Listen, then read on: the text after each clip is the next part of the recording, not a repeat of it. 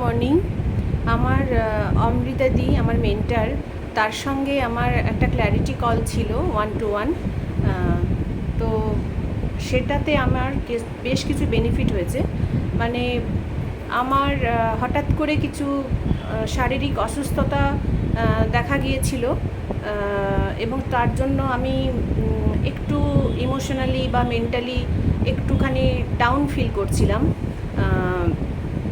তো অমৃতাদির সঙ্গে ক্ল্যারিটি কলটা করার পর আমার মধ্যে কিছু চেঞ্জ আসে, আমার ভাবনা চিন্তার মধ্যে কিছু চেঞ্জ আসে, এবং যে অ্যাকশানগুলো আমাকে নিতে বলেছে সেই অ্যাকশানগুলো যখন আমি একটু একটু করে নিতে শুরু করলাম, মানে যখন আমার একটু ফ্রি ফিল করছি, যখন আমার নিজের শরীরটা একটু ভালো লাগছে, তখন যখন আমি ওই অ্যাকশানগুলো আমি করছি নিজে নিজে, এবং তখন সেখান থেকে আমি একটু একটু করে ওভারকাম হতে পারছি।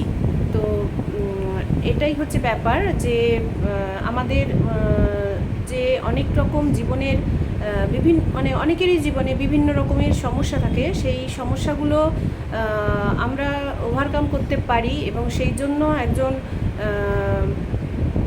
ঠিকঠাক কমিউনিটিতে থেকে ঠিকঠাক মেন্টারের কাছে যদি আমরা সেই গাইডেন্সগুলো পাই, তাহলে কিন্তু আমরা সেটার থেকে অনেক ইজিলি ওভারকাম করে আসতে পারি।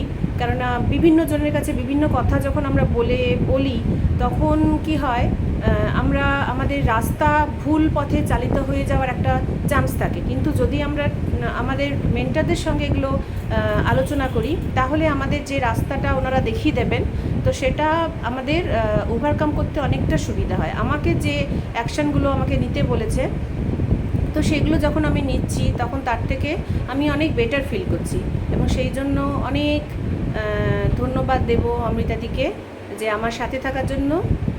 Thank you.